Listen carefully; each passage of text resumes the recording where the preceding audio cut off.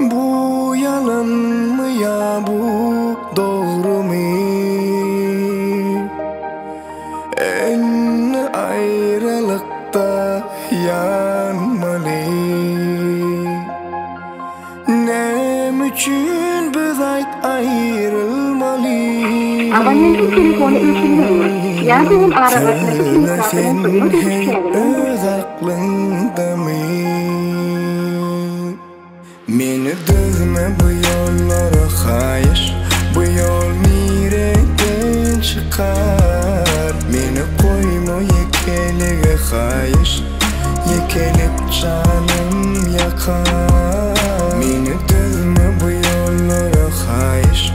Bu yol nereden çıkar? Meni düzme yekelige hayır. Belki ölmeme yeter.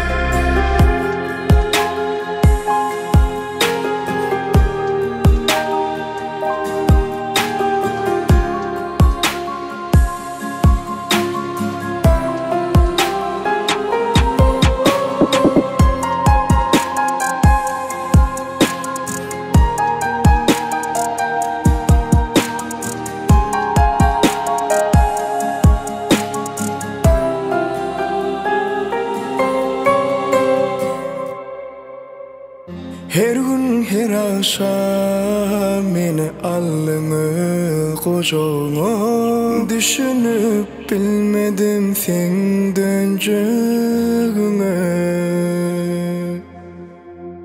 Sen mensiz yalnız kalacağıma anana bilmedim men solacağıma.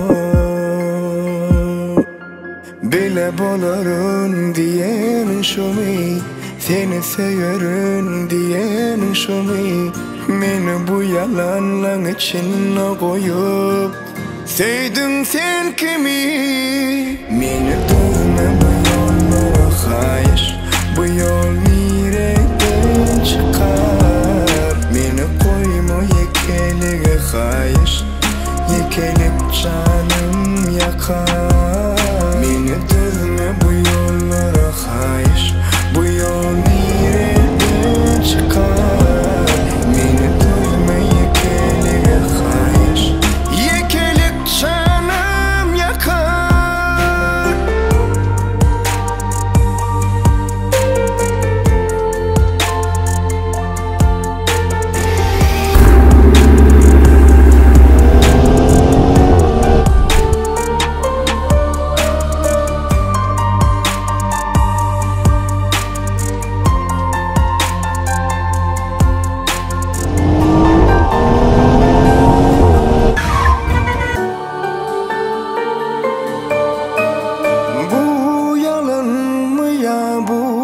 Doğru mu?